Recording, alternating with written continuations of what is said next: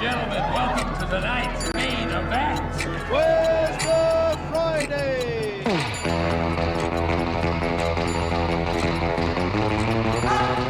My calculations are correct. When this baby hits 88 miles per hour, you're gonna see some serious... On this blessed Friday, let us give thanks. So, another Friday is upon us. WTF, where's the Friday? We have, so we've got a very big day. You can catch us on YouTube. It's at Widowed Trio and Freedom. Widowed, I'm a widowed man. Trio, I have 2 little boys.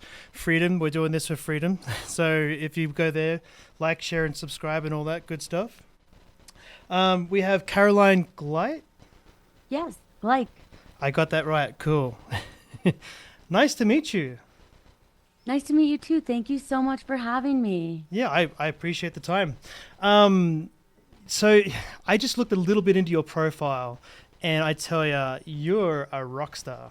You do some crazy things, and you handle pressure very well from what I can gather. Mm-hmm. Yes, thank you very much. I have been very grateful to have built a career in the outdoor recreation industry as a small business owner, and I've had the privilege of climbing and hiking many of the great places here in Utah, and then taking those skills to some of the greatest mountain ranges of the world. So it's been a really fun adventure building an untraditional path for myself. Very untraditional. I like that. What got you interested into this? There's a lot of different things, but I think at the end of the day, I was inspired to be the kind of leader that I wish our state had had. And I think that, well, so many of us are really frustrated by the current state of politics. We all need to do what we can to give back, to help push our state forward, and to push for the kinds of societal changes that we want to see. And so there were times that I felt very apathetic or frustrated or angry. And so for me, it's a really powerful way to take those negative emotions or those challenges and turn them into something more productive and positive. And I might also add that I was inspired by Senator Romney and his call for the next generation of leaders to step up, because I am running to replace Mitt Romney in the United States Senate. And at 38 years old, I am the average age of America. Utah is the youngest state in the nation. We're the fastest growing state in the nation. But meanwhile, the average age of the U.S. Senate is 65. And with all due respect to the older generations, it's time to have more young voices represented so that we can put our state and our country on the right path for our future. Yeah, I agree 100%. I like that you're 38. I didn't think you were 38. I was kind of curious whether you were old enough to run, but so you're running for Senate. I'm running for the United States Senate, yes, to serve Utah and to serve America for a 6-year term in Congress. That's amazing. What was the main reason? Like, what are you trying to achieve out of it? What do you want to bring to the table? Just go into that and have at it. Yeah, well, a lot of this comes, I think, from my background as a skier and a mountaineer. And when I was 15 years old, I got a call that would change my life. I learned that my half-brother, Martin, my mountain mentor, and someone who had really inspired me to get into the mountains, had been killed in an avalanche. And that was before I had ever stepped foot in the backcountry to go skiing. So he really instilled in me this love of the outdoors, but I needed to learn how to approach big mountain terrain and to approach these risky endeavors in a way that wouldn't put my family through the same pain of losing a child. And so I became really obsessed with studying not just the physical factors that lead to accidents in the mountains and in the outdoors, but also the human making errors. And I saw a lot of times the accidents happen when a group is really set on a objective or a goal, and they get into this groupthink mentality, and someone might have a feeling that the group is on the wrong track, but the accidents happen when someone's not willing to speak up and to go against that group grain. And so I learned that in order to avoid the worst case scenarios, I had to be that person who was willing to speak up and correct course. And so that was a big inspiration and a part of Martin's, my half-brother's, legacy on my life. But I see a really similar thing happening right now with our elected officials here in the state of Utah, that under this leadership, they're so set on this objective, and it's taking the party focus, it's taking our leaders away from advocating for the issues that Utahns really need addressed, like affordability, jobs and wages, air quality, environment, funding for our public lands. It's taking them away from those core issues.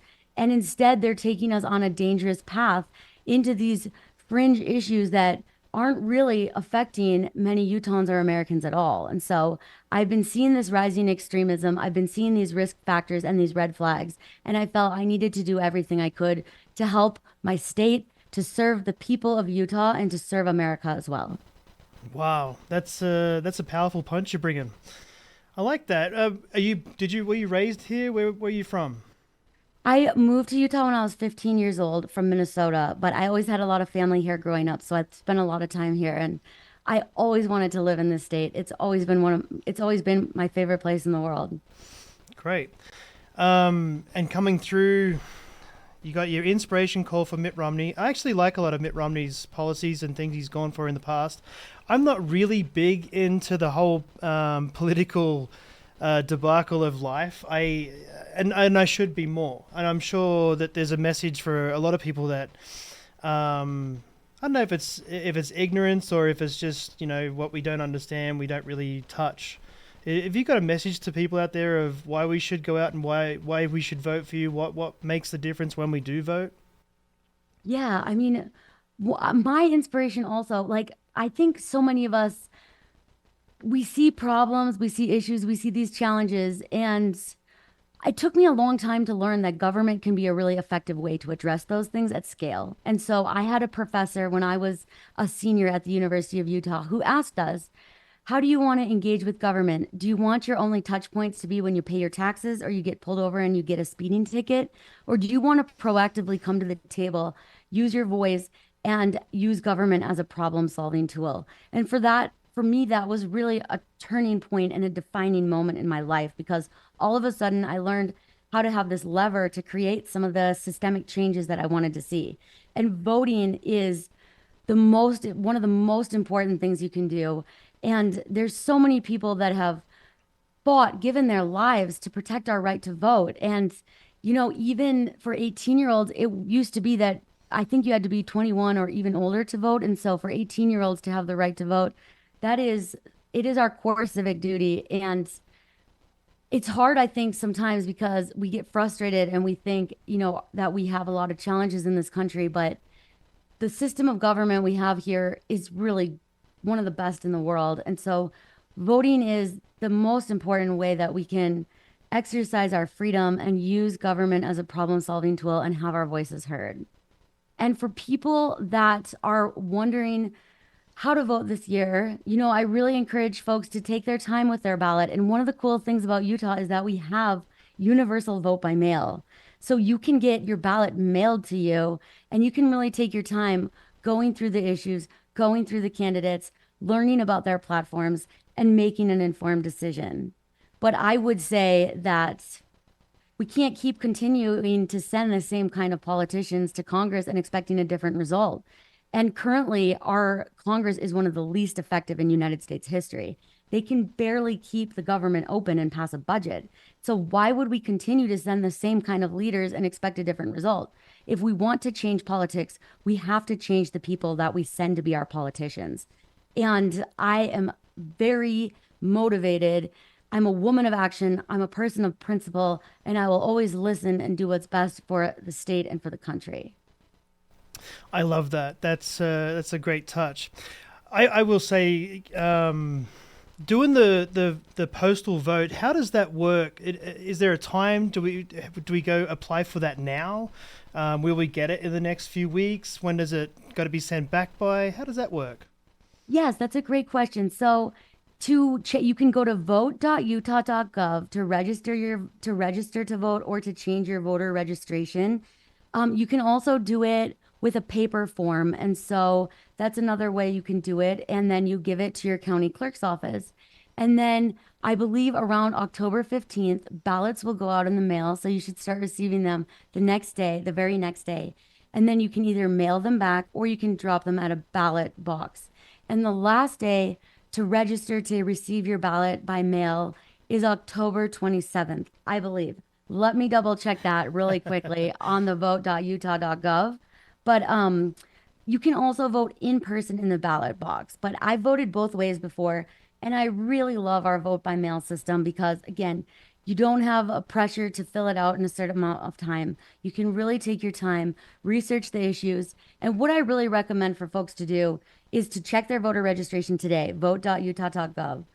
Update it to ensure everything is the way they want it. If they have questions, they can feel free to reach out. I'm happy to help as I can, or they can contact their county clerk. And then really take that time and like plan it in your calendar when you're going to fill out your ballot and where you're going to drop it off. It's called a voting plan. And it's the next step after registering to vote is to think through that voting plan. Just like if you were going to go on a hike or a trail run or a mountain bike ride, you think through how much water am I going to bring? What layers do I need? What's my route? What time do I think I'll be back? You want to do the same thing with your plan to vote because it is the most important thing you can do to make your voice heard. I would go as far as saying my suggestion would be like use it as a cheat sheet. When it comes in the mail, sit down, get your laptop, and go one by one and exactly look for who you want to vote for. Look for their policies, look for what they stand for. And honestly, this day and age right now, I'm a single father, right? I'm a widowed dad, and I can't believe how broke I am, right? I can't even buy food. This is absolutely ridiculous. I mean, gasoline is so expensive and going through the roof, and the people that we put in office as it is right now is definitely 100% not working. I don't agree with it, and especially being in this state, we've got oil here. We've got everything here. I mean, why is it so expensive for us? You know what I mean? So we really need to get onto those things so we can have our weekends free in Utah to go explore the wilderness. I love this place. It's so beautiful. It's so beautiful. Thank you for sharing that story with me because I've heard from so many other families and parents that are really struggling to pay for groceries. I mean, I can't think of the last time I went to the grocery store and was able to check out for less than $50. And if you're working on the federal minimum wage, which is $7.25 an hour, that's a full day's work. Like that is not okay. We need to do a lot more to address the factors that are leading to this, that wages aren't keeping up with inflation and the lack of competition too amongst these bigger corporations.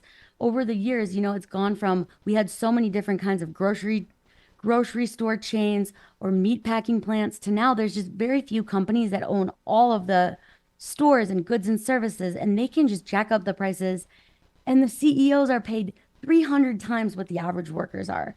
Like that to me does not sit right because there's no way they're doing 300 times the amount of work that your grocery store checkout person is doing, that your cashier. So it really does. We need to do a lot more to address those issues. And the average wealth of a member of Congress is also so much greater than the average American. And it's really difficult as a millennial, as someone who's not independently wealthy or retired or from a political dynasty to run for office. And we also need to do a lot more to ensure that young people and people that aren't just independently wealthy can run for office so that our elected officials are truly representing the voices of the people. Yeah, I agree. I mean, it sounds very hypocritical the way how the system works, especially seeing how much those people are getting paid. And I mean, we're starving out here. This is ridiculous, and it's becoming harder and harder every day. I suggest everyone, you need to go out and vote. We need to have our voices heard. And like I said, use it as a cheat sheet. Bring it in, go through it, and check who you're voting for, and really go into it. Understand why you voted for that person. So when you have a conversation with someone about it, they understand, I think it's very valid. I wanted to add one other thing, and that is you can, when you're doing that research and taking your time with the ballot, you can call your friends too and ask them how they're voting. That helps me. I have a trusted group of advisors and we help each other. But also, you don't have to vote the same way as your parents or your partner. You don't have to vote the same way as your husband or your wife. You can make your own choices. That sanctity between you and your ballot, that is yours and yours alone. So make sure that your voice and your wants and needs are represented. And it's okay if you don't agree with your partner or your dad or your mom. You don't have to vote the same way as your parents and as your partner. Yeah, just keep it to yourself if that's the case. Don't start arguments you don't need to have. Right. Is there anything else you would like to sort of touch on with? You're trying to do something that's absolutely huge, and I commend you for even trying. The simple fact that you're not the usual standpoint. I know people that do backcountry skiing they wouldn't even think about doing the Senate. You know what I mean? They're not those types of people. So you're bringing in a very exclusive point of view, and I kind of like it. Yeah. Yeah, I mean, I just think that we have sort of a duty, a civic duty to engage as much as we can and to give what we can to our country. And to me, like ways that we can incorporate service and giving back into our day-to-day lives. And that can be something as simple as picking up a piece of trash that you see on the trail, or it can be something as simple as checking on a neighbor, or there's so many little ways. It could be volunteering at your food bank or serving a meal for the people in your community that are experiencing homelessness. And there are so many ways that we can bring that act of service. And I know that not everybody has the capacity. And I want to give a special shout out to the caregivers out there like yourself, the people who are raising children or taking care of elders, or that like caregiving is so hard. It's so much work. Every day that is a huge act of service. But for all of us, just to consider more ways that we can give back and give to our state to help make it better. So I would also just encourage bringing that ethos of service more and trying to be part of that positive change, because those little acts too, they have a butterfly effect. They have a reverberating effect. And so voting is like, it's like picking up a trash on the trail, or is trying to leave a campsite or something better than you found it. And it's the bare minimum we can do, but it also just has this magnifying effect because you become more invested, you start paying more attention. And I think that that kind of positivity and that spirit of service can really just, it opens our hearts, it opens our minds, and it just has a really magnifying effect. I really like that. I have a saying, and the way how I sort of run my life is know you do right. And it's not hard to think about it. It's not a thought process. It's actually in your heart. As a person, as a person of humanity, you know, if you're doing something, the question is, no, you do right. Am I doing right? The trash on the path, you know, the right thing about treating a person, even if they don't have the same view as you, they're a human, guys. Let's be nice to each other, right? Yeah, and you know, going back to just the golden rule, treat others how you want to be treated, and then you don't always have to agree with people. I think also to kind of mind our own businesses too in certain ways. I think that's another if they're not harming anybody, it's like there's certain things that I think we can also stay out of each other's businesses about, but to really lead with that golden rule, to lead with heart. And my intention of running is really out of love for my state and for the people here, for the land, for the birds, for all of it. Like, I know that sounds maybe hippie or weird, but I really find like that it is from this place of love, and it is like leading with my heart. And so that's where my intention comes from. And so I'd love for folks to check out my website, Caroline4FORUtah.com. They can learn more there, to keep in touch. Check out our social media, Caroline for Utah, on Instagram and on all the platforms. And yeah, would love to keep in touch and have folks help me spread the word, because it is a big uphill battle in this state. But that's what I do as a skier and a mountaineer, is climb big mountains. And so I'm not afraid of a big uphill climb. That's absolutely amazing. I really appreciate that. I have one last question for you, and I ask this kind of a general, and it could be about anything, but what makes the difference? You make the difference.